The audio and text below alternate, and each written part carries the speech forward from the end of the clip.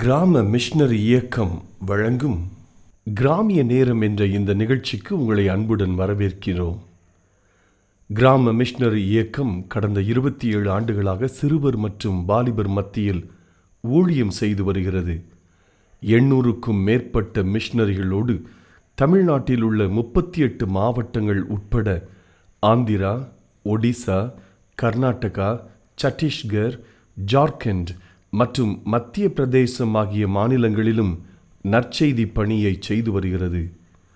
எமது இலக்கு 1,00,000 கிராமங்கள், 7,000 மிஷனரிகள், ஒவ்வொரு மாநிலத்திலும் 500 மிஷனரிகள். எமது தரிசனம் என் ஆட்டுக்குட்டிகளை மேய்ப்பாயாக என்ற வசனத்தின்படி கிராமங்களில் உள்ள சிறுவர் மற்றும் வாலிபர்களை கிறிஸ்துவுக்குள் வழிநடத்தி அவர்கள் மூலம் கிராமங்களை சுவிசேஷ மயமாக்குதல், சந்திக்கப்படும் சிறுவர் மற்றும் வாலிபர்களை நாளைய தலைவர்களாகவும் ஊழியர்களாகவும் உருவாக்குதல், ஒவ்வொரு கிறிஸ்தவரையும் ஆத்தும ஆதாயம் செய்கிறவராக மாற்றுதல். இப்பொழுதும் எமது நிகழ்ச்சிகளை ஜெபத்துடன் பார்த்து பயனடையுங்கள். செயல்படும் கிறிஸ்தவர்களாக தேவனுக்கு உங்களை அர்ப்பணிப்பது உறுதி. ஹலோ நேயர்களே, உங்ககிட்ட ஒரு நிமிஷம் பேசலாமா?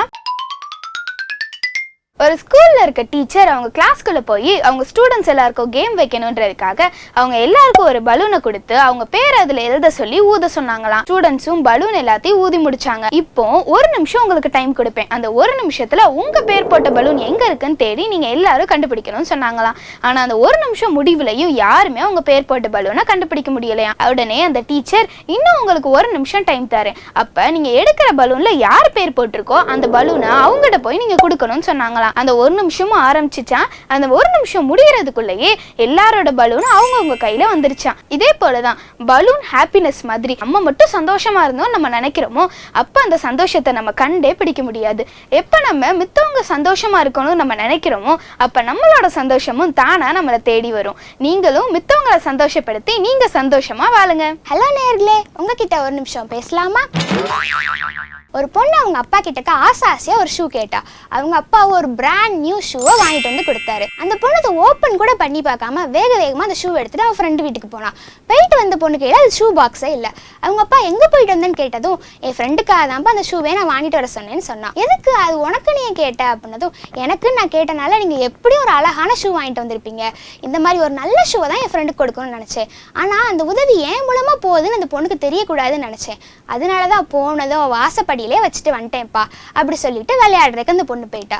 அந்த பொண்ணை பார்த்ததும் அவங்க அப்பாவுக்கு ரொம்ப சந்தோஷமா இருந்துச்சு. இந்த சின்ன வயசுல இந்த பொண்ணு எவ்வளவு ஞானமா செயல்படுதுன்னு ஆச்சரியப்பட்டாரு. அவருக்கு வேதத்துல இருந்து ஒரு வசனம் கூட ஞாபகம் வந்துச்சு.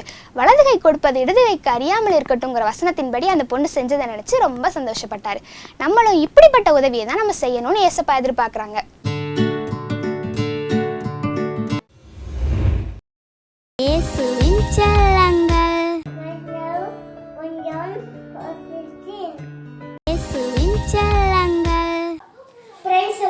உம்மை என் முழு இதயத்தோடும் துதிப்பேன்.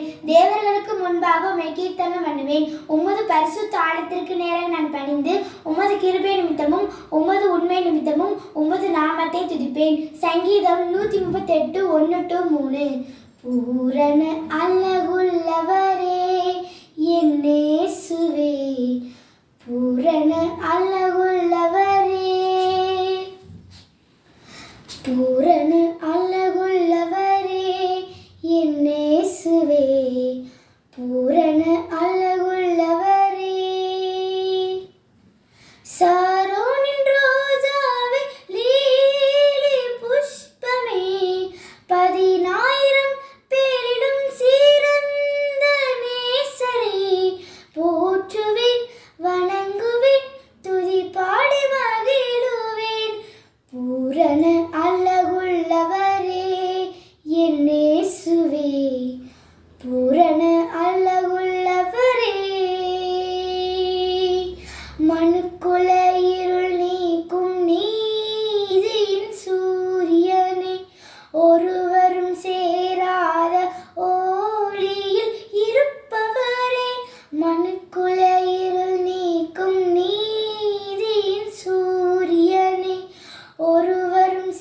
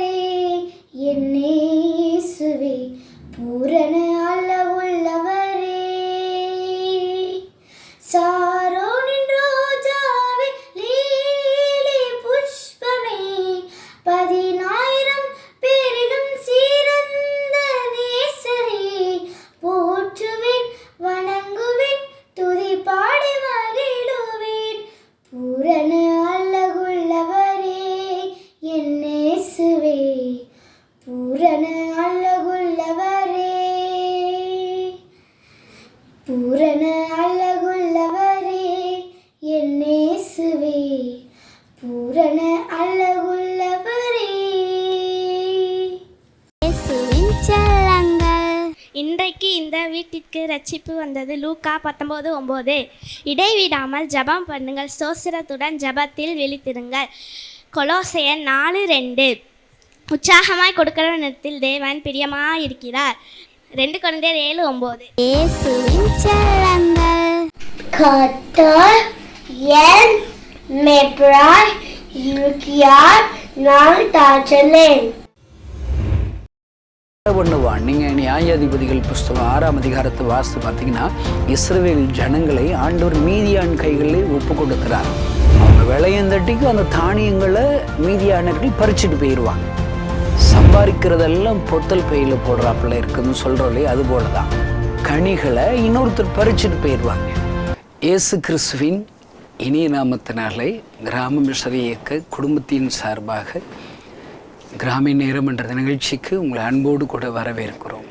நீங்கள் எல்லாம் நல்லா இருக்கிறீங்களா? கர்த்தர் கட்டாயம் உங்களை ஆசீர்வதிப்பார்.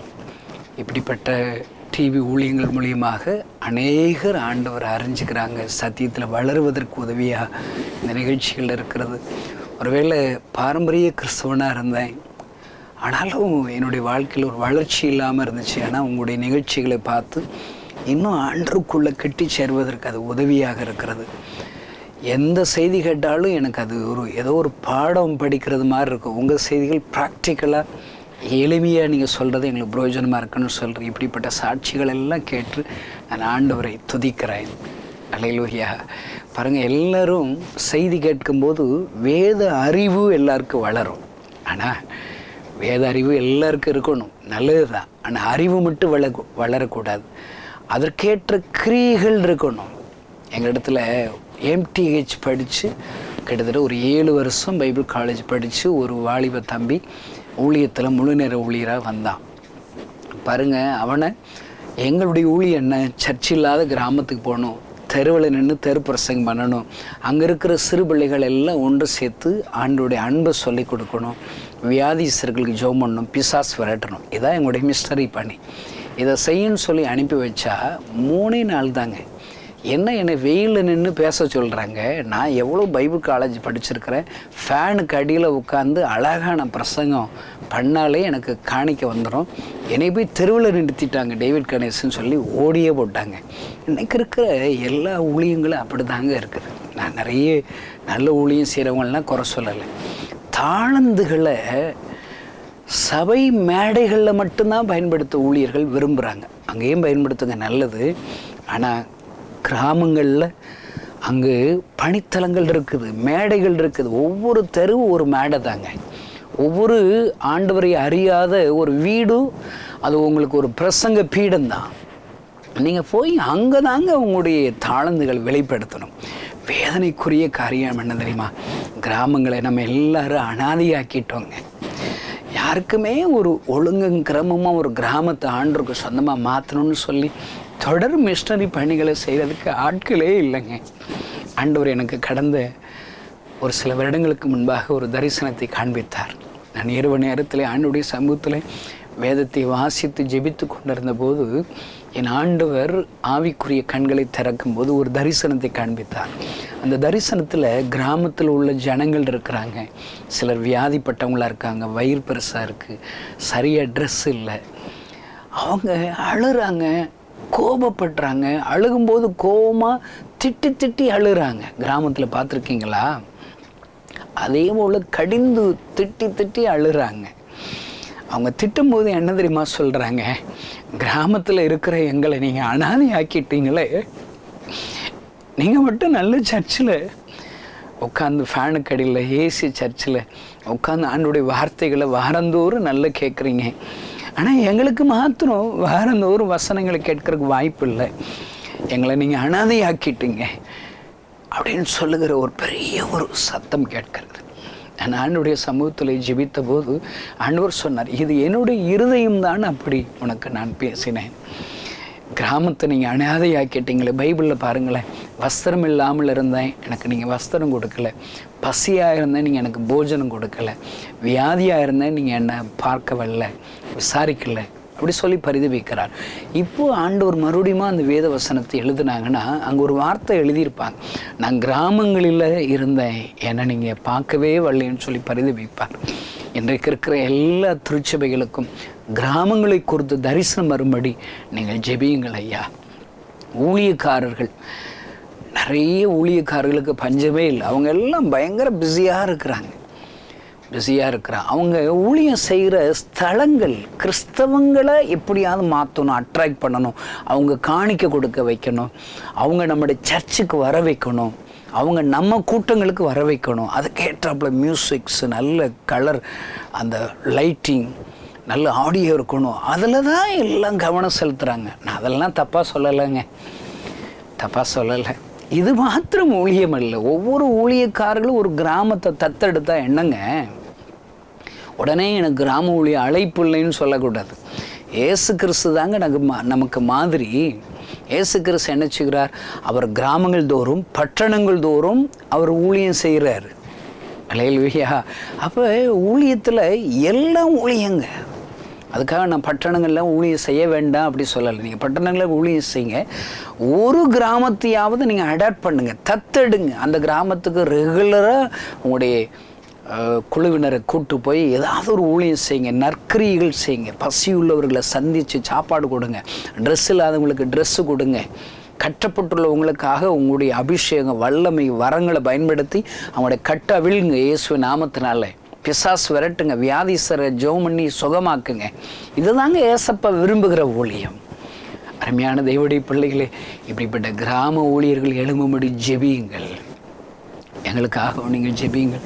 எங்களிடத்தில் இருக்கிற எல்லா மிஸ்டரிகளுக்கும் தேவையான ஸ்பான்சர்ஸ் கிடைக்கணுங்க. மாதந்தோறும் ஒரு மிஸ்டரியை கொடுக்குற, தத்தெடுக்கிற குடும்பங்கள் அநேகர் எழும்பும்படி உங்கள் தனி ஜெபங்களிலே ஜெபித்து கொள்ளுங்கள். கர்த்தர் உங்கள் ஜெபத்தை கேட்டு மகிமையான காரியங்களை செய்வார். அல்லேலூயா. பாருங்கள், எங்களுடைய விருதுநகர் அருகாமையில் சின்ன கிராமத்தில் தங்கியிருந்து ஊழியம் செய்கிறோம். நானும் அங்கே தான் என் குடும்பத்தோடு கூட அங்கே தங்கி இருக்கிறேன். அங்கு புதிய மிஸ்டரிகளை பழக்க வைக்கணும், பயிற்சி வைக்கணும். அதற்கு எங்களுக்கு நிறைய அறைகள் தேவை. 120 மிஸ்டரிகள் வருஷத்துக்கு ஒரு 120 மிஸ்டரிகளை உருவாக்கணும்னு சொல்லி இலக்கு வச்சுருக்கணும். அவங்க 2 ஊழியர்கள் தங்குறதுக்கு ஒரு மிஸ்டர் வீடு கட்டணும். இல்லையா? ஒரு வீடு கட்டுவதற்கு 2 லட்சம் ரூபாய் ஆகும். ஆண்டுடைய கிருபையினாலே கிட்டத்தட்ட ஒரு 26 மிஸ்டர் வீடுகளுக்கு ஸ்பான்சர்ஸை ஆண்டு எழுப்பி இருக்கிறார். இன்னும் மீதியான ஸ்பான்சர்களை எழுப்பணும்னு சொல்லி உங்களுடைய தனி ஜெபங்களை ஜெபித்து கொள்ளுங்க. கர்த்தர் மகிமையான பெரிய காரியங்களை செய்வார். ஆமென். அல்லேலூயா. இப்பொழுது உங்களோடு கூட பேசும்படி ஆண்டுடைய சமூகத்தில் நான் ஜெபித்த போது 1 சாமுவேல் 1ஆம் அதிகாரம் பாருங்கள், நான் உங்களுக்காக வாசிக்கிறேன், கவனிங்கள். அன்னாளை சிநேகித்தபடியினால் அவளுக்கு ரெட்டிப்பான பங்கு கொடுப்பான், கர்த்தரோ அவள் கற்பத்தை அடைத்திருந்தார். பாருங்கள், இதில் என்ன செய்தி இருக்குன்னு சொல்லிட்டு கேட்குறேன். இதில் ஒரு வாக்குத்தத்த செய்தி கிடையாது. இது ஒரு ஆறுதல் ஏதாவது இருக்குதா? இதெல்லாம் கிடையாது. ஆனால் இதில் ஒரு செய்தியை ஆழமாக நமக்கு கற்றுக் கொடுத்துருக்கிறார் ஆண்டவர். அங்கே எழுதப்பட்டிருக்கிற வார்த்தையை கவனியுங்கள். கர்த்தரோ அவள் கற்பத்தை அடைத்திருந்தார். நம்ம ஒரு காரியத்தில் ஒரு தடை வருது, வர வேண்டிய பணம் வரலை, நான் விரும்புகிற வேலை எனக்கு கிடைக்கல, பாருங்கள் நான் செய்கிற பிஸ்னஸில் நிறைய தடைகள் இருக்குது அப்படின்னு சொன்னாலே நம்ம என்ன பிசாசு தடை பண்ணிட்டான் இப்படி தான் நம்ம சொல்லுவோம். ஆனால் இங்கே போட்டிருக்குது பாருங்கள், கர்த்தர் தடை பண்ணினார் என்ற வார்த்தைகள் தெளிவாக எழுதப்பட்டிருக்கிறது. இந்த செய்தியை கேட்கிற சகோதரியே, ஒருவேளை உனக்கு வருகிற ஆசீர்வாதங்களை பிசாசும் தடை பண்ணுவான். நீங்கள் நியாயாதிபதிகள் புஸ்தகம் 6ஆம் அதிகாரத்தை வாசித்து பார்த்தீங்கன்னா, இஸ்ரவேல் ஜனங்களை ஆண்டவர் மீதியான் கைகளிலே ஒப்பு கொடுக்கிறார். அங்கே என்ன நடக்கிறது? அவங்க விளைச்சல் விளையும், அவங்க விளையந்தட்டிக்கும் அந்த தானியங்களை மீதியானர்கள் பறிச்சுட்டு போயிடுவாங்க. சம்பாதிக்கிறதெல்லாம் பொத்தல் பையில் போடுறாப்புல இருக்குதுன்னு சொல்கிறோம் இல்லையா? அது போல தான் நாம் வேலை செஞ்சு ஒரு வேளை உருவாக்குகிற கனிகளை இன்னொருத்தர் பறிச்சுட்டு போயிடுவாங்க. நிறைய பேர் புலம்புகிறத பார்த்துருக்கேன். ஐயா, மாதம் 1ஆம் தேதி கை நிறைய சம்பளம் வாங்குகிறோம், என்ன பிரயோஜனம்? நாங்கள் வட்டிக்கு வாங்கிட்டதுனால 10 காசு வட்டி, 12 காசு வட்டி, 5 காசு வட்டி வாங்கினதுனால அந்த வட்டிக்காரனே எங்கள் பணத்தை எல்லாம் சுரண்டிட்டு போயிடுறான் அப்படி சொல்லி பரிதவிக்கிறவங்களை, அழுகிறவங்களை எவ்வளவு பேர் பார்த்துருக்குறேன். ஒருவேளை பிசாசானவன் நம்முடைய ஆசீர்வாதத்தை அவன் பறித்து கொள்ளுகிறான், அதுவும் உண்மைதான். ஆனால் அதே நேரத்தில் ஆண்டவரும் தடை பண்ணுகிறார். ஆண்டவரும் தனிமறி இங்கே தான் போட்டிருக்குது. கர்த்தரோ அவள் கற்பத்தை அடைத்திருந்தார். அல்லேலூயா. இவளுக்கு குழந்தை கொஞ்சம் வருஷங்களுக்கு கொடுக்கக்கூடாது. பாருங்க, அப்படி போட்டிருக்குதுங்க. ஏங்க, அன்னாள் அவளுடைய குறைவுகளை நிறைவாக்குவதற்கு ஆண்டவர் தான் எனக்கு இந்த அற்புதத்தை செய்யணும்னு சொல்லி அந்த விசுவாசம் பலனடைவதற்காக ஆண்டவரை நோக்கி அப்படி விசுவாசம் திருப்பப்படும்படிக்கு ஆண்டவர் சில காலங்கள் சில வருடங்கள் தடை பண்ணுகிறார் குழந்தை பிறப்ப. அல்லேலூயா. அருமையான சகோதரனே சகோதரி, எதற்காக? நீயும் நானும் இன்னும் ஆண்டவரிடத்தில் கிட்டி சேர்வதற்காக. அல்லேலூயா. அதற்காகத்தானே இதை தடையை உண்டு பண்ணுகிறார். பாருங்க, இவ கர்த்தர் தாங்க குழந்தை தரணும். உங்களுக்கு ஒரு இன்னொரு வசனத்தை உங்களுக்கு வாசித்து காண்பிக்க விரும்புகிறேன். ஆதியாகமம் 30ஆம் அதிகாரத்தை நீங்கள் திருப்பி கொண்டால் அங்கு ஒரு புலம்புகிற ஒரு சத்தத்தை அங்கு கேட்கிறோம். அங்கே உங்களுக்காக நான் வாசிக்கிறேன், கவனிங்கள். ராகேல் தான் யாக்கோபுக்கு பிள்ளை பெறாததை கண்டு தான் சகோதரியின் மேல் பொறாமை கொண்டு யாக்கோபை நோக்கி, எனக்கு பிள்ளை கூடும், இல்லாவிட்டால் நான் சாகிறேன் என்று சொல்லுகிறேன். பாருங்க, ராகேலுக்கு பாருங்க, பிள்ளை கூடு இல்லாட்டா சாகிறேன்னு தன்னுடைய கணவர் யாக்கோபிட்ட போய் சண்டை போடுறான். அதற்கு யாக்கோபு சொல்லுகிற பதில் ஆழ்ந்த அர்த்தம் உள்ளது. நாம் கற்றுக்கொள்ளுகிறதற்கு பெரிய சத்தியம் அதில் எழுதியிருக்கிறது. 2ஆம் வசனத்தில், அப்பொழுது யாக்கோபு ராகேலின் மேல் கோபம் கொண்டு, தேவன் அல்லவா உன் கற்பத்தை அடைத்திருக்கிறார், நான் தேவனா? ஆமென். அருமையான சகோதர சகோதரி, இங்கு யாக்கோபு சொல்கிறது பாருங்க, நான் என்னப்பா செய்ய முடியும்? எந்த ஒரு நன்மையான ஈவும் ஜோதிகளின் பிதாவிடத்துல தான் இறங்கி வரணும். நன்மை செய்கிறவர் அவர்தான். என்னால் இல்லாமல் உங்களால் ஒன்றும் செய்ய முடியாது. சில டெக்னிக்கில் பயன்படுத்தி நீ ஆசீர்வாதத்தை வாங்கிட முடியுமா? ஒரு வேலையை வாங்கிட முடியுமா? உங்கள் வீட்டில் ஒரு குண்டூசி வரணும்னு சொன்னாலே இது ஏசப்பா சித்தம் இருந்தால் தாங்க நீங்கள் வாங்க முடியும். ₹1 உங்கள் கையில் வேணுங்க. என்ன செய்யணும்? நீங்கள் குறுக்கு வழியில் ₹1 சம்பாதிச்சிருவீங்களா? திருடவா முடியும்? நான் அடிக்கடி யோசித்து என் ஊழியக்காரர்கிட்ட சொல்லுவேன், ஆண்டவருக்கு ₹1 கோடி ஒன்று தான், ₹1 ஒன்று தான். ஒரு பஸ்ஸுக்கு போகணும் பாருங்கள், நான் ஒரு இடத்துல காத்திருக்கிறேன். ஒரு பாலத்துக்கு அடியில் எனக்கு ஒரு ₹4 எனக்கு வேண்டி இருக்குது. அந்த ₹4 இல்லாதனால ஒரு 3 கிலோமீட்டர் நான் பஸ்ஸில் போகணும். பாருங்கள், அந்த ₹4 இல்லாதனால நான் நடந்து தான் போகணும். 3 கிலோமீட்டர் நடக்கணும் எங்கள் ஊருக்கு. நான் காலையிலேருந்து ரொம்ப ஊழியம் முடித்து களைப்பாக இருக்கிறேன். நான் ஆண்டவர்கிட்ட சொன்னேன், என்னால் நடக்கவே முடியாது, நான் இந்த இடத்துல உட்காந்துருப்பேன், நீங்கள் யாராவது எனக்கு ஸ்பான்சர்ஸை எனக்கு அனுப்பி காசை தர சொல்லுங்கள், நீங்கள் ஆண்டவர் தானே, அற்புதம் செய்கிறவர் தானேன்னு சொல்லி காத்திருக்கிறேன். பாருங்கள், இரவு ஆகுது, அப்படி இருட்டிக்கிட்டே வருது. நான் போக வேண்டிய பஸ்ஸு வந்துருச்சு. நம்மகிட்ட தான் காசில் ஏறாமல் இருக்கிறேன். எனக்கு தெரிஞ்ச ஃப்ரெண்ட்ஸுகளெல்லாம் கணேசா ஏறுறான்னு சொல்லி என்னை பஸ்ஸில் தள்ளி ஏற்றி விட்டுட்டேன். படியில் தொங்கிட்டு வர்றேன். கண்டக்டர் வர்றாரு. நம்ம என்ன செய்யணும் இல்லை, காசு இல்லைன்னா விசில் அடித்து இறக்கி விட்ருவோம். ஊர்க்காரங்களில் காசு இல்லாமல் இப்படி இறங்கி நடந்து வரான்னு சொல்லி கேவலமாக இருக்கும். என்ன செய்யணதில் ஜோ பண்ணிட்டு இந்த கண்டக்டர் டிக்கெட்டுங்கிறார். நான் அப்படி சும்மா நடித்தேன்.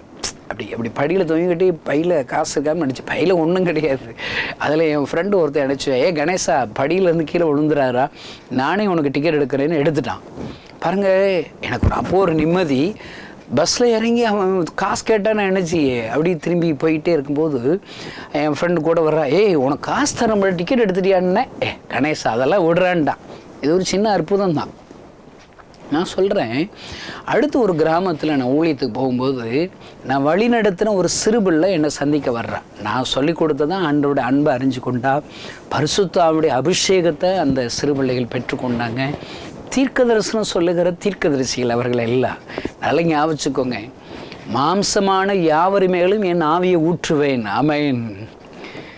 ஆவியை ஊற்றுவேன். அதில் முதல் கேட்டகரி என்ன தெரியுமா? குமாரரும் குமாரத்திகளும் தீர்க்க தரிசனம் சொல்வார்கள். இந்த செய்தி கேட்குற நீங்கள், எங்கள் பிள்ளைகள் வளர்கிறாங்களே, என்ன படிக்க வைக்கவோ, அவனை நீட் படிக்க வைக்கணும், டாக்டர் படிக்க வைக்கணும், இன்ஜினியர் படிக்க வைக்கணும், என்ன சொத்து சேர்க்கணும், இதுக்கெல்லாம் நீங்கள் கவலைப்படுவீங்க. நான் சொல்கிறேன், அதை விட நீ என்ன தெரியுமா ஆசைப்பட்டு கவலைப்படணும்? என் பிள்ளைகள் தீர்க்கதரிசியாக மாறணும். ஏன்னா பைபிளில் பத்திரமா எழுதி கொடுத்துருக்குறாருங்க.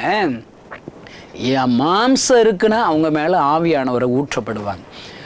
குமாரர் குமாரத்தில் தீர்க்க தரிசனம் சொல்லுவாங்க. இதாங்க கட்டளை. அல்லேலூயா. வாலிபர்கள் தரிசனம் அடைவார்கள். உங்கள் வாலிப பிள்ளைகள் தரிசனம் அடையணும், ஆண்டவருடைய தரிசனத்தை பெறணும், தரிசன கண்கள் வேணும், நீங்கள் ஜெபிக்கணும்.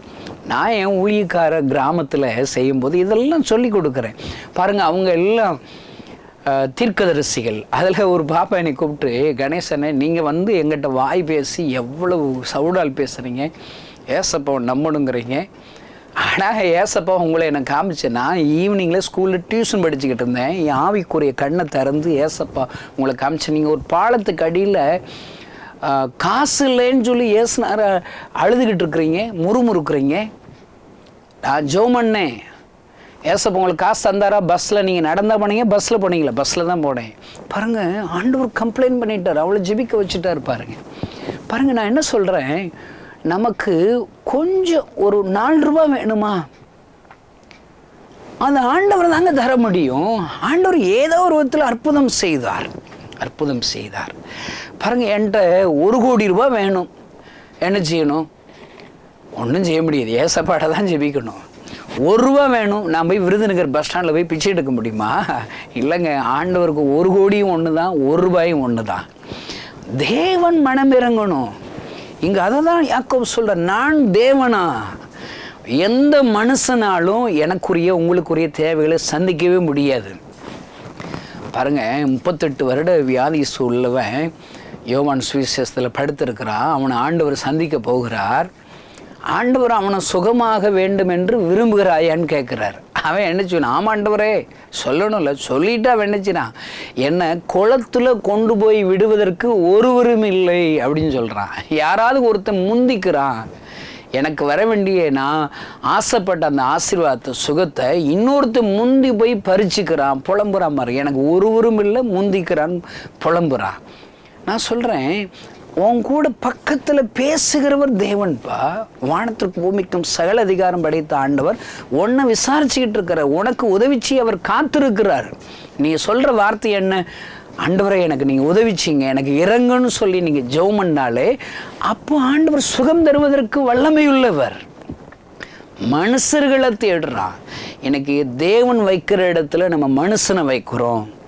இந்த செய்தி கேட்கிற சகோதரனே சகோதரியே, உனக்கு வருகிற ஆசீர்வாதத்தை தடை பண்ணணுங்கிறது ஆண்டவருக்கு விருப்பம் இல்லை. அவர் பிள்ளைகளை ராஜாக்களாக வைக்கிறதாங்க அவருடைய விருப்பம். மத்தியில் பேசுகிற பேர் கணேசன் தாங்க. நான் ஏசப்பாவை ஏற்றுக்கொண்டேன். குப்பையில் இருந்தவங்க, பாவத்தில் அமிழ்ந்து கிடந்தவங்க, எளியவர்களை குப்பையிலிருந்து தூக்கி எடுத்து ராஜாக்களின் மத்தியில் உட்கார வைக்கிறது, அதுக்கு நான் தாங்க சாட்சி. யாரும் கிறிஸ்தவங்க எங்கள் வீட்டில் கிடையாதுங்க, எங்கள் பரம்பரையிலே கிடையாதுங்க. நான் ஏசப்பாவை ஏற்றுக்கொண்டேன், ஏசப்பாவுடைய அன்பை ருசி பார்த்தேன். ஏசப்பா சாக கடந்த எனக்கு, டாக்டரில் கைவிடப்பட்ட எனக்கு ஏசப்பா சுகம் கொடுத்தாருங்க. அவர்கிட்ட நான் ஜெபம் பண்ணேன், ஏசப்பா எனக்கு உயிர் தாரு, நான் உயிர் வாழ ஆசைப்பட்டேன்னு சொல்லி ஜெபம் பண்ணேன்.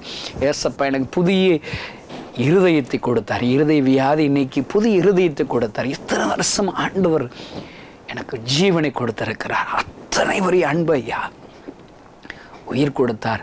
பல ஆயிரங்கள் லட்சங்களுக்கு ஆசீர்வாதமான ஒரு பாத்திரமாக உட்கார வைத்திருக்கிறார். எத்தனை அன்பு ஐயா, எத்தனை பெரிய அன்பு ஐயா.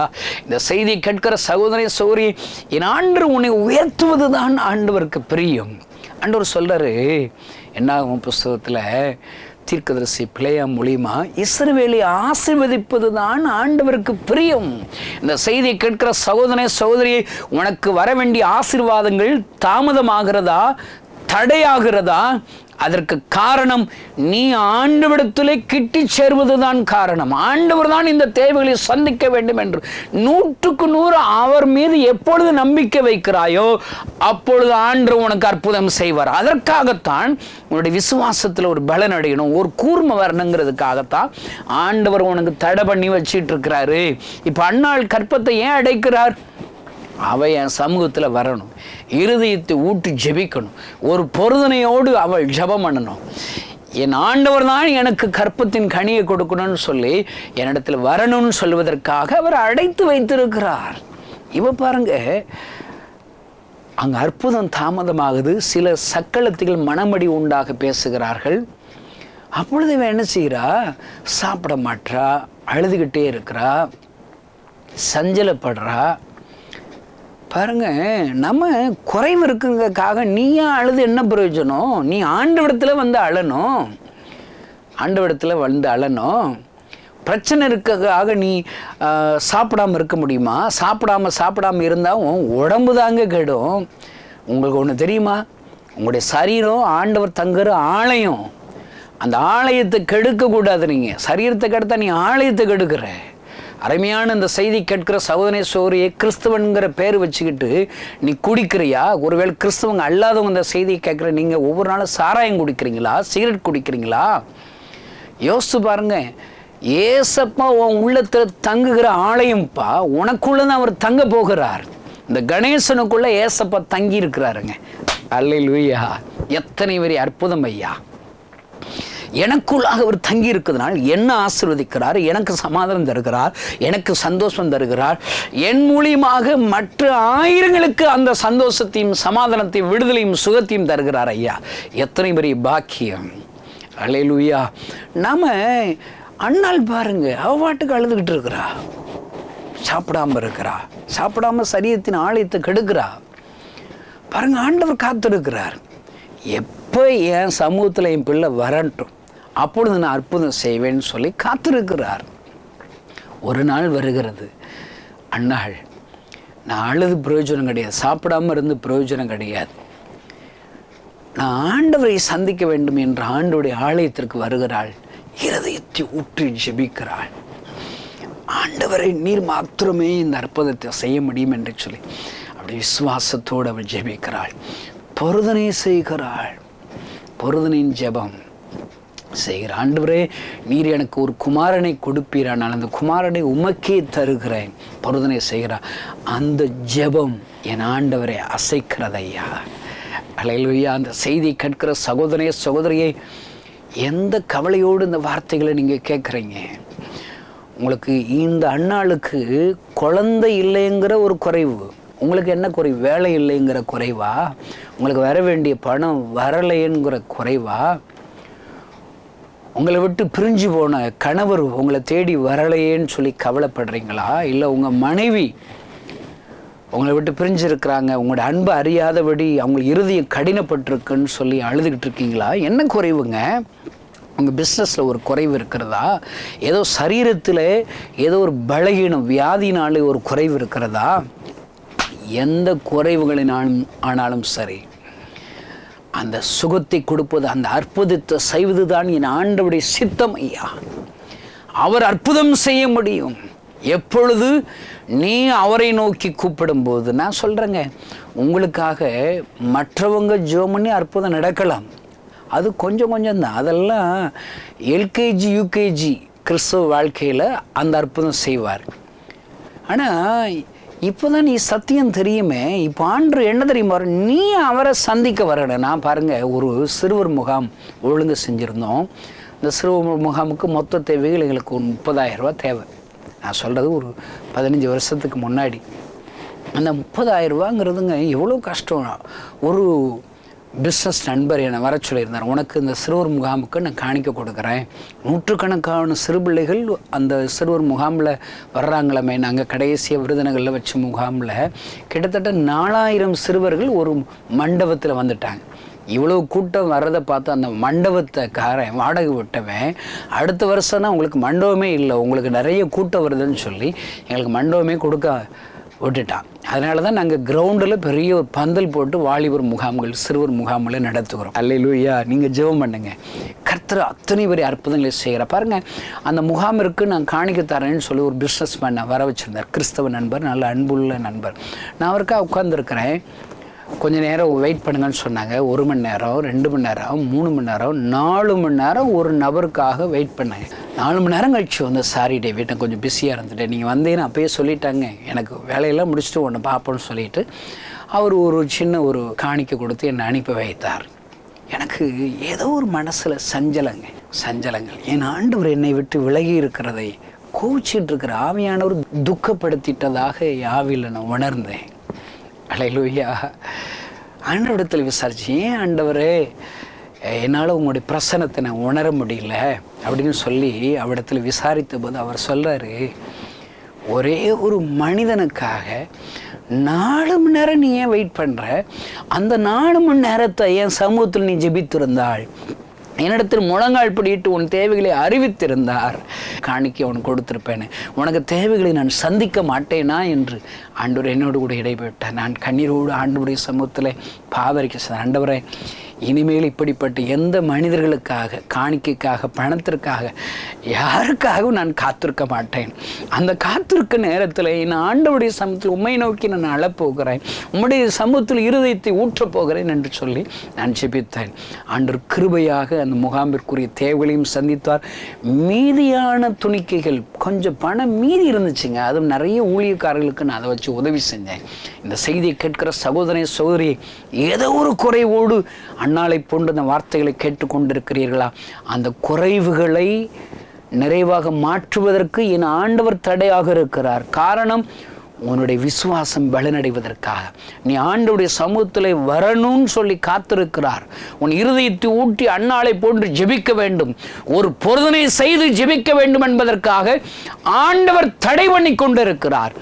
இந்த செய்தியை கேட்கிற சகோதர சகோதரி, இப்போ நீங்கள் ஒப்பு கொடுங்க, ஆண்டவரே உங்களுடைய சமூகத்தில் வருகிற என்ற நேரம் ஒதுக்கி அன்னாளை போன்று இருதயத்தை ஊட்டி ஜெபிக்க ஆரம்பிங்கள். ஆண்டவர் உங்கள் ஜெபத்தை கேட்டு கர்த்தர் மகிமையான காரியத்தை செய்வார். கண்களை மூடி நாம் ஜெபிக்கலாம். என்னோடு கூட இணைந்து விசுவாசத்தோடு பொருதனையோடு ஆண்டவர் உண்மையே மாத்திரம் நம்புகிறேன் என்று என்னோடு கூட சேர்ந்து ஜெபியுங்கள். ஜெபத்தை கேட்டு கர்த்தர் உங்களுக்கு ஒரு அற்புதம் செய்ய போகிறார். இப்பொழுது செய்வார். ஜெபிக்கலாமா? பரலோகத்தில் இருக்கிற எங்கள் அன்பு தகப்பனை, கர்த்தரோ கற்பத்தை அடைத்திருந்தார் என்று எழுதியிருக்கிறதே அப்பா, இந்த செய்தியை கேட்கிற ஒவ்வொருவருக்கும் நீங்கள் அடைச்சி வச்சிருக்கிற அந்த ஆசீர்வாதங்கள் ஆண்டவரை இப்பொழுது அவர்கள் ஜெபிக்கிற மாத்திரத்தில், உண்மையே நம்பி இருதயத்தை விட்டு ஜெபிக்கிற மாத்திரத்தில் அந்த அற்புதம் இயேசுவின் நாமத்தினாலே நடப்பதாக, உம்முடைய வல்லமையின் கரம் தொடுவதாக, மகிமை தொடுவதாக, அக்கினி தொடுவதாக ஆசீர்வதிக்கிறேன் அப்பா. வியாதிகள் சுகமடையட்டும், குழந்தை பாக்கி உண்டாகட்டும், வரவேண்டிய ஆசீர்வாதங்கள், வரவேண்டிய ப்ரமோஷன்கள் இயேசுவின் நாமத்தினால் வரட்டும், திருமண தடைகள் இயேசுவின் நாமத்தினால் நீங்கட்டும். ரட்சிக்கப்படாதவர்கள் யாராவது வீட்டில் இருப்பார்கள், ஆனால் அவர்களுக்காக ஜெபிக்கிற ஜெபத்தை கேட்டு ரட்சிப்பீராக. கடன் பிரச்சனைகள் மாறட்டும் ஆண்டவரே, வியாதி படுக்கைகள் இயேசுவின் நாமத்தினாலே மாறுவதாக. கர்த்தர் ஒரு அற்புதங்களை செய்யும் இயேசுவின் நாமத்தினால் பிதாவே, ஆமென். இந்த செய்தி நிச்சயமாக உங்களை செயல்பட தூண்டிருக்கும் என விசுவாசிக்கிறோம். நீங்களும் எங்களோடு இணைந்து தேவனுக்காக ஏதாவது செய்ய விரும்புகிறீர்களா? கீழ்கண்ட எங்களது ஊழிய திட்டத்திற்காக ஜெபிக்க முன்வரலாமே. தமிழ்நாடு மற்றும் பிற மாநிலங்களிலும் ஆலயம் கட்ட தேவையாய் உள்ள 1000 கிராமங்களில் இடம் வாங்கி ஆலயம் கட்டப்பட ரூபாய் 5 லட்சமோ அல்லது அதில் ஒரு பகுதியோ கொடுத்து ஆலயம் கட்டி கொடுப்போர் எழும்ப ஜெபியுங்கள். சூனேமியால் எலிசாவுக்கு ஒரு அறை வீட்டை கட்டி கொடுத்தது போல புதிய மிஷனரிகள் தங்கி பயிற்சி எடுப்பதற்கு ரூபாய் 2 லட்சம் கொடுத்து ஒரு மிஷனரி வீட்டை கட்டி கொடுப்போர் எழும்ப ஜெபியுங்கள். நாம் சந்திக்கும் வாலிபர்கள் மற்றும் ஆரம்ப விசுவாசிகளை கிறிஸ்துவுக்குள் வளரச் செய்ய ரூபாய் 300 கொடுத்து முழு வேதாகமும் வாங்கி கொடுப்போர் எழும்ப ஜெபியுங்கள். நாம் பணி செய்யும் 8 மாநிலங்களிலும் உள்ள 880 மிஷனரிகளை மாதந்தோறும் ரூபாய் 10,000 கொடுத்தோ அல்லது இயன்ற காணிக்கையை கொடுத்தோ தாங்குவோர் எழும்ப ஜெபியுங்கள். தமிழ்நாடு மற்றும் பிற மாநிலங்களிலும் துரிதமாக சுவிசேஷம் அறிவிக்கவும் பின்தொடர் பணிக்காகவும் சுவிசேஷ வாகனங்கள் வாங்கி கொடுப்போர் எழும்ப ஜெபியுங்கள். தங்கள் வாலிப மற்றும் சிறு பிள்ளைகள் ரட்சிக்கப்பட, அபிஷேகிக்கப்பட மற்றும் இயேசுவுக்கு சாட்சியுள்ள பிள்ளைகளாக வளர கண்மணி பிள்ளைகள் இயேசுவுக்காக திட்டத்தில் தங்கள் பிள்ளைகளை இணைக்கிற பெற்றோர்கள் எழும்ப ஜெபியுங்கள். இந்தியா முழுவதிலும் இன்னும் துரிதமாக நம் மிஷனரி பணிகள் நடக்க மாதந்தோறும் அல்லது வருடத்திற்கு ஒரு முறையாவது ரூபாய் 1000 கொடுத்து எழுப்புதல் விரும்பும் பங்காளர் திட்டத்தில் இணைகிற அநேகர் எழும்ப ஜெபியுங்கள். மேலும் எங்களோடு தொடர்பு கொள்ள விரும்பினால் திரையில் காணும் எங்கள் முகவரியும் குறித்துக் கொள்ளுங்கள். கிராம மிஷனரி இயக்கம், தபால் பெட்டி எண் 51, விருதுநகர் 626001. இந்த நிகழ்ச்சியையோ அல்லது எங்கள் ஊழியத்தையோ நீங்கள் தாங்க விரும்பினால் எங்கள் தொலைபேசி எண்ணை குறித்துக் கொள்ளுங்கள். 7378000444. கர்த்தர் தாமே உங்களை ஆசீர்வதிப்பாராக.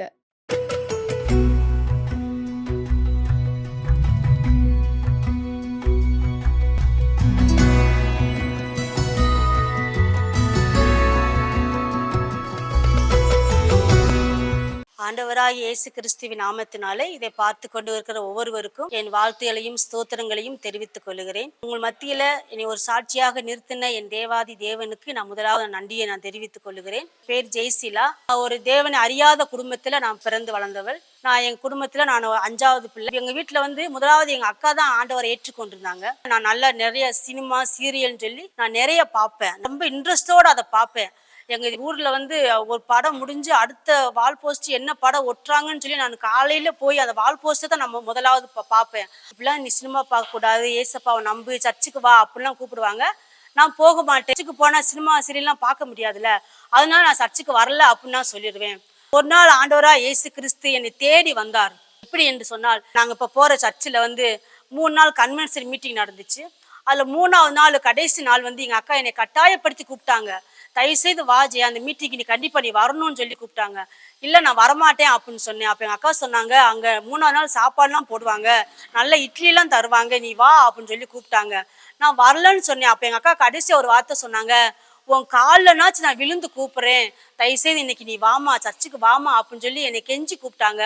ஏன் அக்கா இப்படி நம்மளை கெஞ்சி கூப்பிடுறாங்க அப்படின்னு சொல்லிட்டு சரின்னு சொல்லி அன்னைக்கு நான் சர்ச்சுக்கு போனேன். அங்க சர்ச்சுக்கு போகவும் அங்க ப்ரேயர்லாம் நடந்துச்சு. அப்போ ஒரு பாடல் மூலியமா ஆண்டவர் என் கூட பேசினாரு. நான் சினிமா பாக்குறதுனால இந்த கண்ணை வச்சுதான் ஆண்டவர் என்கிட்ட பேசினாரு. எப்படின்னு சொன்னா, பாட்ட ஒரு லைன் பாடுறேன். கண்ணே நீ காண்பது என்ன என்ன, ஏசையா மேலிருந்து தாழ உன்ன பாக்குறார், நீ காணாதை கண்டாயானால் காணாத பாதாளம் போய் சேர்வா என்று சொல்லி அந்த பாட்டு ஒரு பாஸ்ட் பாடினாரு. அப்ப எனக்கு அந்த பாட்டு, அந்த லைன் என் மனசை ரொம்ப தொற்றுச்சு. ஐயோ, அப்ப நம்ம ரொம்ப சினிமா பாக்குறோம், சீரியல் பாக்குறோம், அப்ப நம்ம நரகத்துக்கு போயிடுவோமோ அப்படின்னு சொல்லி பயம் வந்துச்சு. அன்னைக்கு நான் ஆண்டவருக்கு என் வாழ்க்கையை நான் ஒப்பு கொடுத்தேன். ஆண்டவரே, நான் உங்க பிள்ளையா நான் மாறுறேன்ப்பா, ஆனா எனக்கு இந்த சினிமா சீரியல் இந்த பாக்குற அந்த சிந்தனையே எனக்கு வரக்கூடாது, நீங்க உதவி செய்யுங்கன்னு சொல்லி அன்னைக்கு என் வாழ்க்கையை ஆண்டவருக்கு நான் ஒப்பு கொடுத்தேன். ஒரு அற்புதம் என்ன வாழ்க்கை நடந்துச்சுன்னு சொன்னா, என் முதுகு பின்னாடி ரொம்ப தேமல் ரொம்ப இருக்கும். நாங்க எவ்வளவோ அதுக்கு வைத்தியம் பார்த்து அதுக்கு சரியாகவே இல்லை. அன்னைக்கு அந்த பாஸ்ட் அந்த பிரேயர் முடிகிறப்ப அவர் சொன்னாங்க, இங்க வந்திருக்க ஒரு சகோதரிக்கு பின்னாடி இப்படி ஒரு சின்ன ஒரு பிரச்சனை இருக்கு, அது ஆண்டவர் சுகமாக்குறாருன்னு சொல்லி அவங்க ஜெபம் பண்ணாங்க. நான் வீட்டுல பாக்குறப்ப அந்த தேமலை என் முதுகு பக்கம் இல்ல, ஏசப்பா எனக்கு நல்ல சுகத்தையும் கொடுத்தாரு. அப்ப அந்த சினிமாவில இருந்து ஒரு விடுதலை ஆகணும்னு சொல்லி நான் ஆண்டவர்கிட்ட நான் ஒப்பு கொடுத்துட்டேன். இயேசு பண்ணையில ஒரு வாலிபர் கூட்டம் நடந்துச்சு. அங்க போய் நாங்க பங்கு பெற்றோம். யாரெல்லாம் ஆண்டவருக்காக ஊழியம் செய்ய போறீங்க, உங்க கரங்களை தூக்குங்க, கரங்களை தூக்குனவங்கள எந்திரிச்சு நில்லுங்க அப்படின்னு சொன்னாங்க. எங்க அக்கா இல்ல ஊழியம் செய்யணும், எந்திரிச்சு என்னை கட்டாயப்படுத்தினாங்க. நான் எந்திரிச்சு நின்றேன். எந்திரிச்சு நிக்கவும் அப்ப அந்த பாஸ்ட் ஜெபத்துல சொன்னாரு, இங்க எந்திரிச்சு நிக்கிறவங்க அநேகரை உங்களை ஆண்டவர் மருவமலைக்கு கொண்டு போவாரு, ஊழியத்துக்குண்டே தெரிந்தெடுத்திருக்கிறாரு அப்படின்னு சொல்லி சொன்னாங்க. நான் அந்த மீட்டிங் முடிச்சுட்டு ஒரு வாரத்துக்குள்ளாக அதே தரிசனத்தை ஆண்டவர் எனக்கு கொடுத்தாரு. அதாவது நான் மறுரூப மலையில போய் நிக்கிறது மாதிரியும், அங்க மோசே எலியாவை நான் பார்த்தேன். அந்த வானத்துக்கு வெளியில 2 கரங்களை பார்த்தேன். அதுல பெரிய ஒரு பைபிள் அந்த கரத்துல இருந்து என் கையில கீழே என் கையில விழுந்து 30ஆகவும் 60ஆகவும் 100ஆகவும் உன்னை ஆசீர்வதிப்பேன்னு சொல்லி அந்த வார்த்தை எனக்கு கிடைச்சிச்சு. இப்ப ஆண்டவர் என் ஊழியத்துக்கு அழைச்சிருக்காருன்னு சொல்லி உறுதி பண்ணிக்கிட்டேன். அடுத்து எனக்கு பைபிள் காலேஜுக்கு போகணும்னு சொல்லி எனக்கு ஒரு ஆசை, படிக்கணும்னு சொல்லி ஒரு ஆசை. பாத்தீங்கன்னு சொன்னா எனக்கு படிப்பே வராது, எனக்கு படிக்கிறதுக்கு ஞானமே இருக்காது, மனப்பாடம் பண்ண தெரியாது, ஒரு புரிஞ்சு படிக்க தெரியாது எனக்கு. நான் அப்படி ஒரு முட்டாளா இருந்தேன். ஆனா பாருங்க, விருப்பத்தையும் செய்யையும் தேவனே உண்டாக்குகிறான்னு சொல்லி பிலிப்பியர் 2:13 சொல்லப்பட்ட அந்த வசனத்தின்படி எனக்கு பைபிள் காலேஜுக்கு போகணும்ன்ற ஒரு விருப்பம் எனக்கு வந்துச்சு. நம்மளுக்கே படிப்பு வராதே, நம்மளே முட்டாளா இருக்குமே, இங்க பைபிள் காலேஜுக்கு ஆசைப்பட்டுட்டு வந்துட்டோம், எப்படி இந்த பைபிள் காலேஜ் முடிக்க போறோம் அப்படின்னு சொல்லி நான் கலக்கத்தோடு இருந்தேன். அப்ப எங்க வீட்டுல இருந்து போன் வந்துச்சுன்னா, நான் பைபிள் காலேஜ் படிக்கலன்னா நான் வீட்டுக்கு வந்துடுறேன்னு சொல்லலாம்னு சொல்லி நான் எங்க வீட்டுல இருந்து போன் வரும்னு சொல்லி எதிர்பார்த்துக்கிட்டே இருந்தேன். ஆனா போன் வரவே இல்லை. ஆண்டவர் சொன்னேன், ஆண்டவரே நான் படிக்கிறேன், நீங்க எனக்கு உதவி செய்யுங்க ஏசப்பான்னு சொல்லி நான் கண்ணை மூடி ஒரே ஒரு லைன் தான், ஆண்டவரே இப்ப நான் படிக்கிறேன், எல்லா ரெஃபரன்ஸோட என் மனசுல தங்கணும்னு சொல்லி நான் ஜெபம் பண்ணிட்டு நான் படிச்சேன். 2-3 டைம் நான் படிச்சுட்டு நான் மூடி வச்சுட்டு மனப்பாடமா சொன்னா அப்படியே என் மனசுல பதிஞ்சிரும். அதே வாரத்துல நாங்க 2 டெஸ்ட் எழுதணும். ஆண்டவருடைய கிருபையினால 25க்கு 25 மார்க் வாங்கணும். பிஎம் ஊழியத்துக்கு நான் 2010 இந்த ஊழியத்துக்கு சேர ஆண்டவர் கிருபை கொடுத்தாரு. ஆண்டவருடைய கிருபையினால அநேக கிராமங்கள்ல, அநேக வாலிபர்கள் மத்தியில, அநேக சிறுவர்கள் மத்தியில ஆண்டவருடைய ஊழியத்தை செய்வதற்கு ஆண்டவர் எனக்கு கிருபை கொடுத்தாரு. அதுக்காக நான் ஆண்டவருக்கு நன்றி சொல்லிக்கிறேன். பாருங்க, நான் சினிமாவுக்கும் சீரியலுக்கும் அடிமையா ஒரு துன்மார்க்கமா வாழ்ந்துகிட்டு இருந்தேன். அடுத்து படிப்பே இல்லாத ஒரு முட்டாளா இருந்த என்ன ஆண்டவர் தெரிந்து கொண்டு அவர் ஊழியத்தை செய்வதற்கு ஆண்டவர் கிருபை கொடுத்ததுக்காக ஆண்டுக்கு நன்றி சொல்லுகிறேன். ஒருவேளை இதை பார்த்து கொண்டு இருக்கிற நீங்க யாராக இருக்கலாம், நான் எப்படி ஆண்டுக்காக நான் ஊழியம் செய்வேன் என்ற எந்த தாளந்துமே திறமை இல்லையேன்னு சொல்லி ஒருவேளை நீங்க கலங்கி கொண்டு இருக்கலாம். நீங்க எதுவும் நினைக்காதீங்க, உங்களை ஆண்டவர் நிச்சயமா பயன்படுத்துவாருங்க. கலங்காதீங்க, கர்த்தர் உங்களை ஆசீர்வதிப்பார்.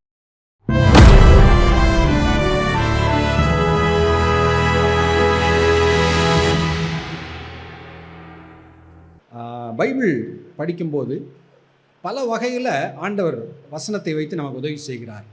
கவலைப்படுற நேரத்தில் ஆறுதலை தருகிறார். என்ன செய்யணும் அப்படின்னு நம்ம தெரியாமல் இருக்க நேரத்தில் முடிவெடுக்க வசனங்கள் நமக்கு உதவி செய்கிறது. தேவ சித்தம் என்ன அறிந்து கொள்ள நமக்கு உதவி செய்கிறது. இன்னொரு முக்கியமான ஃபங்க்ஷன் பைபிள் வாசிக்கும்போது அது நமக்கு கொடுக்கக்கூடிய ஒரு ஆசீர்வாதம். சங்கீதம் 19:7 கர்த்தருடைய வேதம் குறைவற்றது அப்படின்னு சொல்லிட்டு அது என்னெல்லாம் செய்கிறது, ஆத்மாவை உயிர்ப்பிக்கிறது, பேதையை ஞானியாக்குகிறது அப்படிலாம் சொல்லிட்டு 11 எழுதியிருக்கு. அன்றியும் அவைகளால் உமது அடியேன் என்ன செய்யப்படுறான்னு எழுதியிருக்கு, எச்சரிக்கப்படுகிறேன் அப்படின்னு சொல்லி எழுதியிருக்கு. பைபிள் நமக்கு வாழ்க்கையில் நம்ம போகக்கூடிய வாழ்க்கையின் பிரயாணம், இந்த உலகத்தில் நம்ம வாழ்ந்து கொண்டு இருக்கும்போது என்ன பிரச்சனைகளை நாம் சந்திக்கக்கூடும் அதையெல்லாம் முன்னாடியே நமக்கு சொல்லுது. பைபிள் இல்லாத மனிதர்கள் வாழ்க்கையை பொதுவாக எப்படி கற்றுக்கொள்கிறாங்கன்னு சொன்னால், வாழ்க்கையில் ஒரு பிரச்சனையை சந்தித்து ஒரு போராட்டத்தை சந்தித்து பாடத்தை கற்றுக்கொள்கிறாங்க. அவங்க 4 பேர்கிட்ட சொல்லுவாங்க, நீ இப்படி பண்ணிடாதப்பா, என் வாழ்க்கையில் நான் இப்படி ஒரு பிரச்சனையை சந்தித்தேன், நீ இப்படி ஏமாந்துடாத, நீ இப்படி பாதிக்கப்பட்டுறாத அப்படின்னு பாதிக்கப்பட்ட பின்பு தான் மனிதர்கள் பாடங்களை கற்றுக்கொள்ள முடிகிறது. ஆனால் இந்த வேதம் நமக்கு என்ன செய்கிறது, அன்றியும் அவைகளால் உமது அடியேன் எச்சரிக்கப்படுகிறேன். நம்ம வாழ்க்கையில் ஒவ்வொரு பிரச்சனையாக சந்திச்சு ஐயோ இப்படி ஒரு பிரச்சனையில் அடுத்து விழுந்துடக்கூடாதுன்னு அப்படி ஒரு அனுபவத்தின் வழியாக எல்லாம் நம்ம போக வேண்டிய அவசியம் கிடையாது. ஏன், இந்த வசனத்திலே அநேக காரியங்கள் நமக்கு எச்சரிக்கப்படுகிறது. அல்லேலூயா.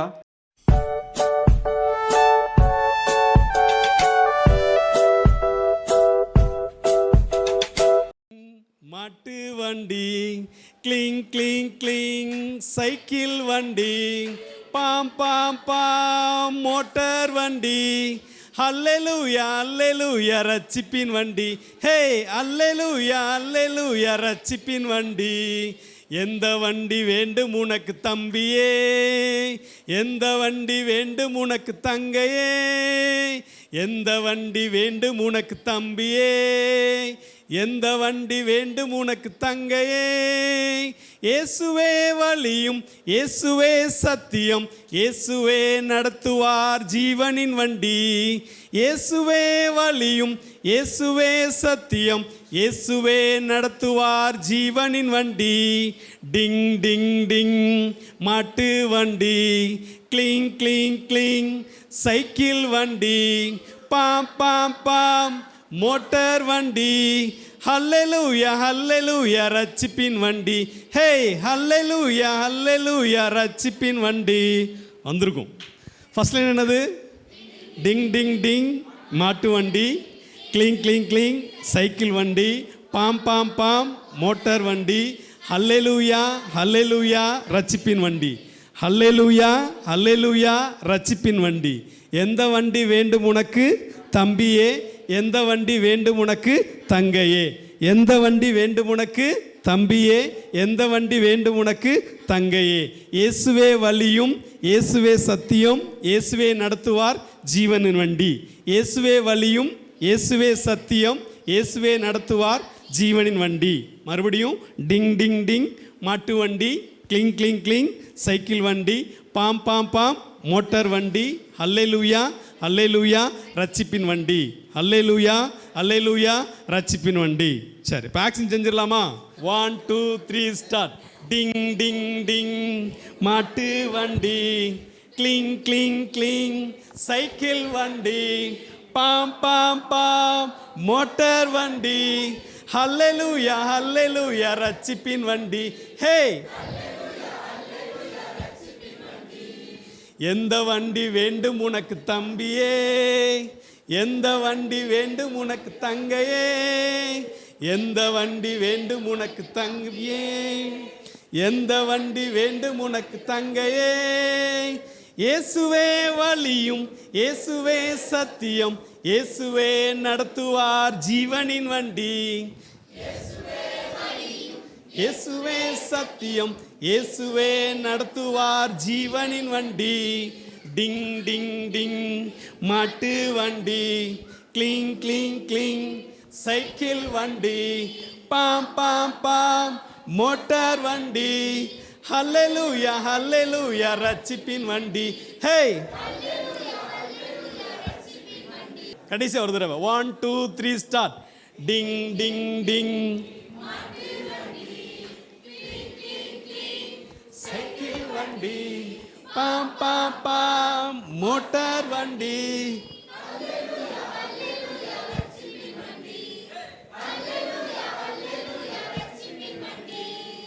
எந்த வண்டி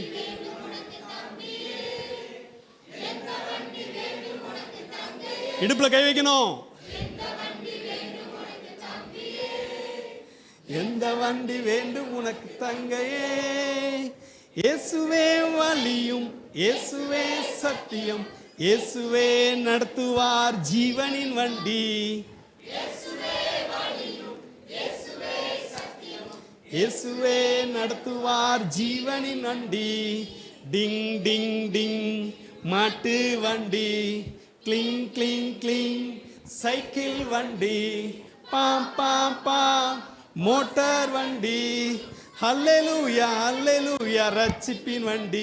ஹே,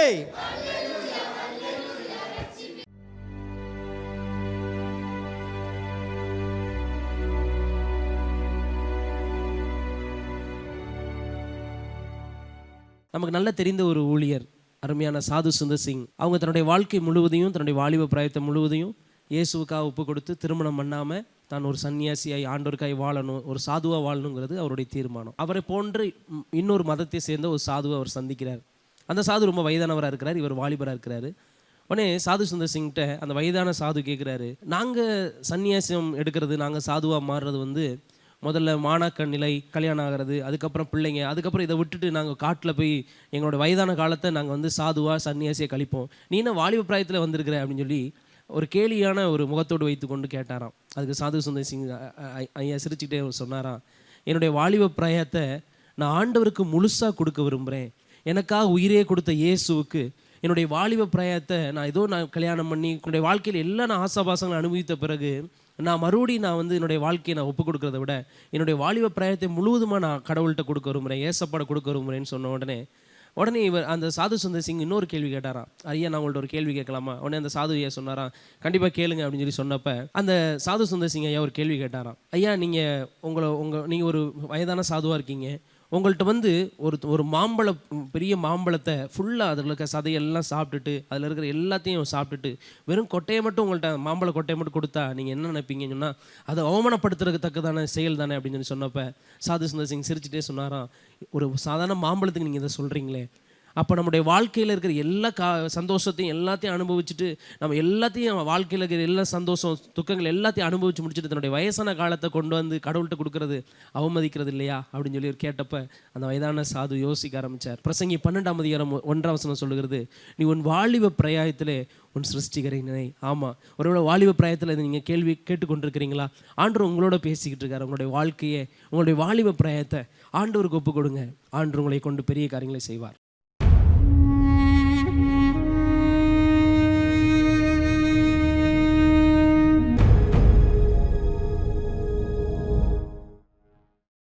ஹலோ ஃப்ரெண்ட்ஸ், எல்லோரும் எப்படி இருக்கீங்க? நல்லா இருக்கீங்களா? நம்ம இப்போ ஒரு கதை கேட்கலாமா?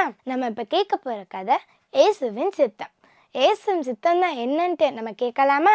ஏசப்பாவோட வார்த்தையை கேட்டு அதன்படி நடந்தால் நமக்கு கிடைக்கும் பாதுகாப்பையும் ஆசீர்வாதத்தையும் சொல்லவே முடியாது. ஏசப்பாவோட சத்தத்தை கேட்க உங்களுக்கு ஆசையாக இருக்கா?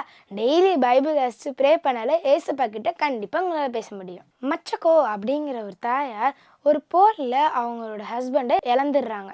இதனால அவங்க ரொம்ப கஷ்டப்படுறாங்க. அவங்களோட 3 பிள்ளைங்களையும் வச்சுட்டு குரோஷிமா அப்படின்ற ஊருக்கு போகிற ஒரு ட்ரெயினில் அவங்களோட 3 பிள்ளைங்களையும் கூப்பிட்டுட்டு போய் போகிற வழியிலேயே 3 பிள்ளைங்களையும் தூக்கி போட்டுட்டு அவங்களும் கீழே விழுந்து தற்கொலை செஞ்சுக்கிடலாம் அப்படிங்கிற ஒரு எண்ணத்தில் போகிறாங்க. ஆனால் ஏசப்பா நான் உன் கூடயே இருக்கேன் அப்படின்னு சொல்லி சொன்னாங்களாம்.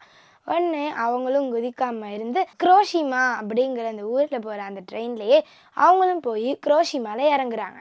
அந்த இடத்துல கஷ்டப்பட்டு அந்த 3 பிள்ளைங்களையும் வச்சுட்டு வேலை தேடுறாங்க. அவங்களுக்கு ஹாஸ்பிட்டலில் ஒரு வேலை கிடைக்குது. அந்த வேலையில் அவங்க நல்லா பார்க்குறாங்க. அவங்களுக்கு அந்த இதில் உயர்ந்த பதவி கிடச்சிச்சு. அவங்களோட 3 பிள்ளைங்களையும் பைபிள் வாசித்து ப்ரே பண்ணி ஆண்டவருக்குள்ளே நடத்தினாங்க. உங்களுக்கு சம்பள உயர்வு கிடைக்க போகுது அப்படின்னு சொன்னாங்களாம். இவங்களும் சந்தோஷமாக இருந்தாங்களாம். அன்றைக்கி நைட்டு ஏசப்பா சொன்னாங்களாம், இந்த வேலையை விட்டு போயிரு அப்படின்னு சொன்னாங்களாம். அவங்க யோசிக்காமல் ஏசப்பா சொன்னதை கீழ்ப்படிஞ்சு அவங்க குரோஷிமா பக்கத்தில் இருக்கிற ஒரு மலைக்கு போயிடுறாங்க. அவங்க 3 பிள்ளைங்களையும் கூட்டு போய் அங்கே இருந்தப்போ அடுத்த நாளே அமெரிக்கா குரோஷிமா மேலே குண்டு போட்டாங்களாம். கீழ்ப்படிந்த அந்த தாயாரோட குடும்பத்தை ஏசப்பா பத்திரமா பாதுகாத்துருக்காங்க. அதுக்கு பிறகு அவங்க கடினமாக வேலை செஞ்சு அவங்க பிள்ளைங்களை வளர்த்தாங்களாம். அவங்க பிள்ளைங்களை பைபிள் வாசித்து ப்ரேயர் பண்ண சொல்ல மறக்கவே மாட்டாங்களாம். அவங்களோட ஒவ்வொரு பிள்ளைங்களையும் மிஷினரியாக அர்ப்பணிச்சாங்களாம். 3 பேரில் ஒருத்தரை ஜமேக்காவிற்கும், இன்னொருத்தவங்களை ஆப்பிரிக்காவுக்கும், இன்னொருத்தவங்களை இந்தியாவுக்கும் மிஷினரியாக அர்ப்பணிச்சாங்களாம். மச்சக்கோ அம்மையார் தனக்குன்னு யாருமே இல்லை அப்படின்னு தற்கொலை பண்ண போனாங்களே, ஏசப்பா கூடயே இருக்கேன் அப்படின்னு ஏசப்பா அவங்கள பத்திரமா பாதுகாத்துருக்காங்க. பார்த்தீங்களா ஃப்ரெண்ட்ஸ், உங்களுக்கு அப்பா இல்லை, அம்மா இல்லை, எனக்கு அன்பு செலுத்த யாருமே இல்லை, எனக்கு வாழ்கிறதுக்கு வழியே இல்லை அப்படின்னு கஷ்டப்படுறீங்களா? ஏசப்பா உங்கள் கூட இருக்காரு, கவலையே படாதீங்க. தொடர்ந்து பைபிள் வாசிங்க, ப்ரே பண்ணுங்க, ஏசப்பாவை பிடிச்சுக்கோங்க. ஓகே ஃப்ரெண்ட்ஸ், பாய். ஆண்டவரும் நம்முடைய இரட்சகருமாகிய இயேசு கிறிஸ்துவின் இனிதான நாமத்தினால உங்களுக்கு வாழ்த்துதலையும் ஸ்தோத்திரம் நான் ஏறெடுக்கிறேன். என்னுடைய பெயர் பிரதர் சதீஷ் பால். நான் வேலூர் மாவட்டம் கேவிக்குப்பம் தாலுக்காவை மையமாக வைத்து இயேசு உன்னை நேசிக்கிறார் என்கின்ற ஊழியங்களை நாங்கள் செய்து வருகிறோம். இந்த நாளில் இந்த காணொளி மூலமாக உங்களை பார்ப்பதிலே நான் மிகுந்த மகிழ்ச்சி அடைகிறேன். இப்பொழுது கூட கிராம மிஷினரி இயக்கம் நடத்துகிறதான வாலிபர் எழுப்புதல் அந்த கூடுகைக்காக உங்களை நான் வாழ்த்தி வரவேற்பதற்காக உங்களோடு நான் பேசிக் கொண்டிருக்கிறேன். கடந்த ஆண்டு திருச்சியிலே நடைபெற்றதான இந்த கிராம மிஷினரி இயக்கம் நடத்தின அந்த வாலிபர் கூடுகையில அநேக லட்சக்கணக்கான வாலிபர்கள் கலந்து கொண்டார்கள். நாங்களும் அதிலே ஆசீர்வாதம் பெற்றோம். ஆகையால் இந்த ஆண்டு வருகிற ஆகஸ்ட் 15ஆம் தேதி திருச்சியில மையமாக வைத்து நடக்கிறதான இந்த வாலிபர் கூடுகைக்கு நாங்கள் இந்த வேலூர் மாவட்டத்திலிருந்து ஒரு குழுவாக வந்து அதில் கலந்து கொள்ள நாங்கள் தீர்மானித்திருக்கிறோம். ஆகையால் அந்த வாலிபர் கூடுகை மிகுந்த ஆசீர்வாதமாய் மிகுந்த பிரயோஜனமாய் எங்களுக்கு இருந்தது. ஆகையால ஒரு கூட்ட வாலிபர்களை இந்த இந்திய தேசத்திற்கென்று ஆண்டவர் எழுப்பும்படியாய் இந்த கூடுகை நிச்சயமாக ஆசீர்வாதமாய் இருக்கும் என்பதை நாங்கள் விசுவாசிக்கிறோம். ஆகையால் உங்களுடைய வாலிப பிள்ளைகள், வாலிப பெண் பிள்ளைகள், உங்கள் சபையில் இருக்கிறதான வாலிபர்களை தயவாய் நீங்கள் இந்த வாலிபர் கூடுகைக்கு அனுப்பும்படியாய் உங்களை நாங்கள் வாழ்த்தி அன்போடு நாங்கள் கேட்டுக்கொள்கிறோம். ஆகையால் ஒரு நிமிடம் நம்ம கண்களை மூடி இந்த வாலிபர் கூடுகைக்காக நம்ம செபிக்கலாம். எங்களை அதிகமாய் நேசிக்கிற எங்கள் அன்பின் பிதாவே, இதோ வருகிற ஆகஸ்ட் 15ஆம் தேதி நடக்கிறதான ஆண்டவரே வாலிபர் கூடுகைக்காக உடைய பாதத்தில் வருகிறோம். இதை நடத்துகிறதான கிராம மிஷினரி இயக்கத்திற்காக, அதில் ஸ்தாபன தரிசன தலைவருக்காக, அவரோடு இணைந்து பணிபுரிகிறதான எல்லா மிஷினரிகளுக்காக நாங்கள் செபிக்கிறோம். ஆண்டவரே அப்பா, அந்த வாலிபர் கூடுகைக்கு ஆண்டவரே தமிழகத்தில் மாத்திரம் அல்ல ஆண்டவரே உலகமெங்கும் இருக்கிற ஆண்டவரே வாலிபர்கள் இந்த கூட்டத்திற்கு வந்து கலந்து கொள்ளும்படியாய் ஆண்டவரே நீ ஒரு திறந்த வாசலை தரும்படியா நாங்கள் செபிக்கிறோம். அப்பா ஆண்டவர் இந்த வாலிபர் கூடுகைக்கு தேவையான ஆண்டவரே பண தேவைகளை கர்த்தர் சந்திப்பீராக, பொருள் தேவையை கர்த்தர் சந்திப்பீராக. ஆண்டவரே அநேக தடைகள் எதுவா இருந்தாலும் அது இயேசுவின் நாமத்தினால மாற்றி போடும்படியா நாங்கள் செபிக்கிறோம். விசேஷமாக ஆண்டவரே வார்த்தையை பகிர்ந்து கொள்ளுகிறதான ஆண்டவரே மோகன் சிலாசர் ஐயாவுக்காக ஜெபிக்கிறோம். ஆண்டவரே டேவிட் கணேசன் ஐயாவுக்காக நாங்கள் ஜெபிக்கிறோம். ஆண்டவரே அப்பா, இந்த ஒரு வாலிபர் கூடுகை கர்த்தாவே மிகுந்த ஆசீர்வாதமாய் கர்த்தர் மாற்றி தருவீராக. ஆண்டவர் அநேக வாலிப பிள்ளைகளை கர்த்தர் இந்த கூடுகைக்கு அழைத்து கொண்டு வரும்படியா நாங்கள் ஜெபிக்கிறோம். அப்பா ஆண்டவரே பெற்றோருடைய உள்ளத்துல, ஊழியக்காரருடைய உள்ளத்துல கர்த்தர் இந்த கூட்டத்திற்கு அனுப்ப வேண்டும் என்கின்ற ஒரு பாரத்தை, ஒரு வாஞ்சையை என் கர்த்தர் தருவீராக. இயேசுவின் நாமத்தில் இந்த கூடுகை ஆசீர்வாதமாய் கர்த்தர் நடத்தி தர போற கிருபைகளுக்கு நாங்கள் நன்றி செலுத்துகிறோம். இயேசுவின் நாமத்தில் ஜெபிக்கிறோம் எங்கள் அன்பின் பிதாவே. ஆமென், ஆமென். கர்த்தருடைய கிருபை உங்களோடு இருப்பதாக. தொடர்ந்து இந்த வாலிபர் கூடுகைக்காக நீங்கள் ஜெபித்துக் கொள்ளுங்கள். அநேகரை அழைத்து வாருங்கள், நீங்களும் பங்கு பெறுங்கள். கர்த்தர் உங்களோடு கூட இருப்பாராக. ஆமென்.